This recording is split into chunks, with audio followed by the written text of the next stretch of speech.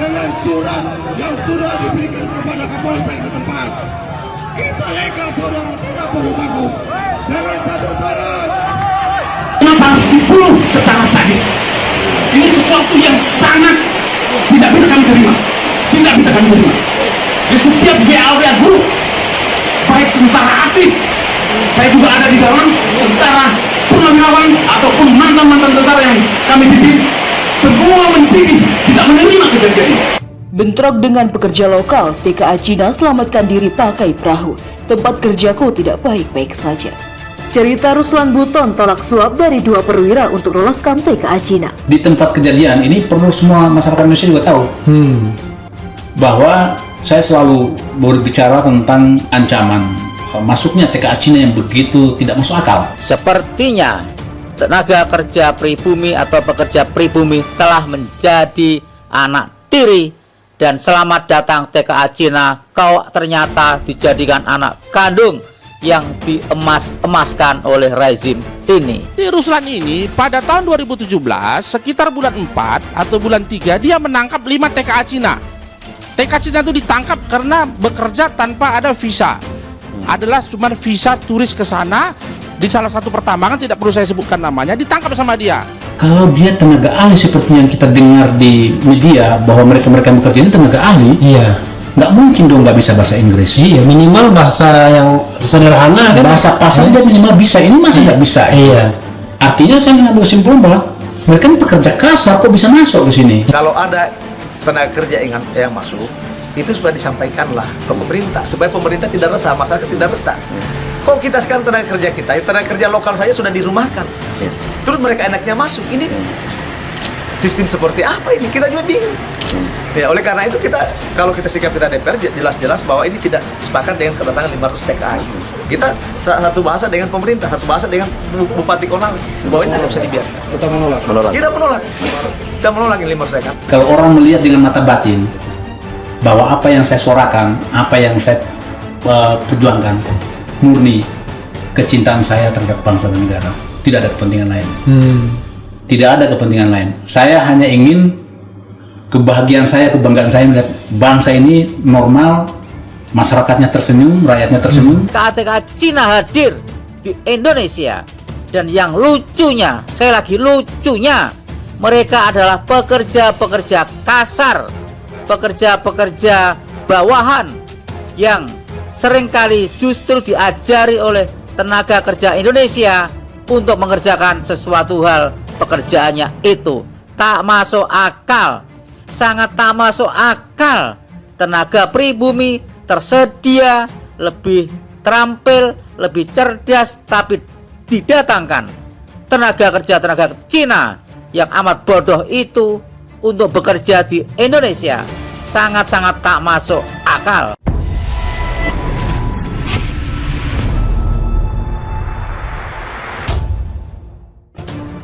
Sejumlah karyawan PT Gunbuster Nikel Industri atau GNI Morowali Utara mengaku masih terkejut dan syok dengan terjadinya insiden kerusuhan parah yang melibatkan bentrok antara pekerja lokal dan tenaga kerja asing atau TKA Cina pada Sabtu 14 Januari 2023. Insiden tersebut memicu dampak kerusakan cukup parah akibat adanya pembakaran fasilitas pabrik yang disengaja.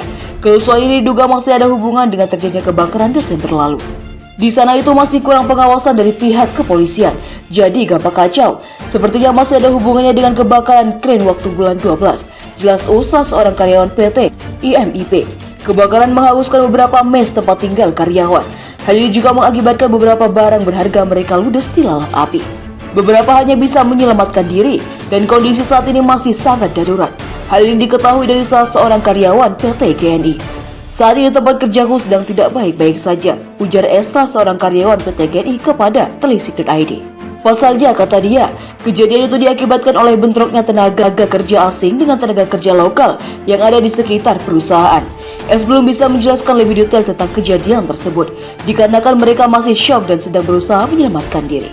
3 orang tewas. Bentrok antara karyawan WNA asal Cina dan WNI di smelter nikel PT GNI di Morowali Utara, Sulawesi Tengah menyebabkan 3 orang tewas, 1 WNA dan 2 orang pekerja lokal.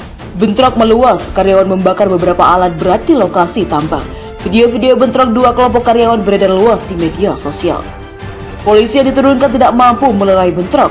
Karyawan merobos masuk ke dalam perusahaan menuju tempat karyawan asing asal Cina. Menurut sejumlah saksi mata, bentrok dipicu kejadian sebelumnya yaitu terjadi perkelahian antara karyawan WNA dan WNI di lokasi tambang GNI. Perkelahian itu juga sempat terekam video karyawan hingga beredar luas, memicu kemarahan karyawan lainnya. Dalam video yang beredar, sejumlah pekerja asing asal Cina diungsikan menggunakan perahu menjauh dari lokasi pabrik. PT Gunbuster Nickel Industri mengutip dari website PT GNI, PT Gunbuster Nickel Industri atau GNI adalah perusahaan smelting yang berdiri sejak tahun 2019. Bisnis GNI mengedepankan pertumbuhan jangka panjang dan menjaga etika dalam berbisnis. Industri smelter nikel GNI menerapkan proses Rotary Kiln Electric Furnace atau RKEF, teknologi dengan mengembangkan 25 jalur produksi dan menghasilkan 1,9 juta nikel pig iron atau NPI per tahun. GNI ingin menjadi nomor 1 dalam industri smelter di Indonesia dan menambah nilai dari produk nikel. Nama mantan prajurit TNI, Kapten Ruslan Buton, mendadak viral lantaran niatnya siap melawan KKB Papua dan akan turun demo bersama mahasiswa untuk menuntut mundur Presiden Jokowi. Sebelumnya, Ruslan Buton sempat dipenjara karena membuat surat terbuka untuk meminta Presiden Jokowi mundur dari jabatannya. Ruslan Buton sempat menceritakan sejumlah pengalamannya saat bertugas. Ruslan Buton mengatakan, pernah suatu ketika saat dirinya bertugas menjadi anggota TNI menjaga pos di Pulau Taliabo. Di lokasi tersebut ada smelter terpanjang, disebut tambang yang memiliki pelabuhan khusus. Ketika itu dirinya menangkap 5 tenaga kerja asing atau TKA asal Cina. Dia mengamankan pekerja asing tersebut lantaran tak memiliki dokumen resmi. Kelima TKA Cina tadi disebut Ruslan Buton tidak mampu memperlihatkan surat-surat keimigrasian. Padahal dokumen tersebut harus dibawa dan diperlihatkan jika ada pemeriksaan, sama seperti di tempat pos tempatnya berjaga.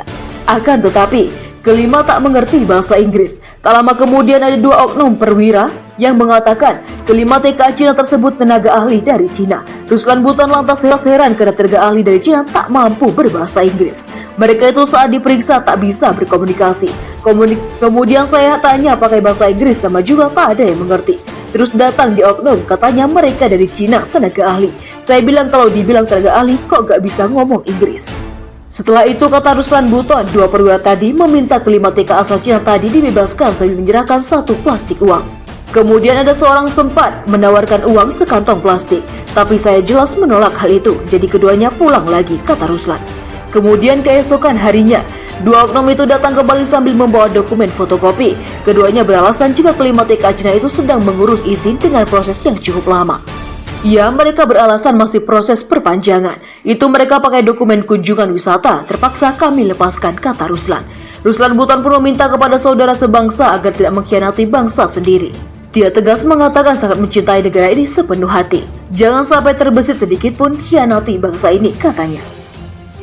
Jika kita diam saja terhadap fenomena hutang Indonesia ke Cina yang tak terkendali, fenomena datangnya setiap hari ribuan TKA Cina, maka tinggal tunggu waktu saja Indonesia akan dijajah Cina. Tibet dan Angola adalah salah satu contoh terjerat hutang Cina, lalu Cina mengambil alih proyek-proyek di Angola dengan mendatangkan ratusan ribu bahkan jutaan tenaga kerja Cina, dan di ujungnya adalah Tibet dan Angola kini dikuasai Cina, dijajah oleh Cina, dan Islam dilarang di Angola. Apakah kita masih diam saja terhadap kong kali kong rezim ini dengan penjajah Cina? Ternyata banyak pekerja-pekerja TKA dari China itu melakukan pekerjaan-pekerjaan kasar yang bisa dilakukan oleh rakyat kita sendiri. Sementara rakyat kita banyak yang menganggur, terutama yang bisa melakukan pekerjaan-pekerjaan itu. Kenapa tidak pakai rakyat sendiri? Kenapa pekerjaan-pekerjaan kasar seperti itu harus impor tenaga kerjanya? Coba mikir, yang waras ya, yang cerdas.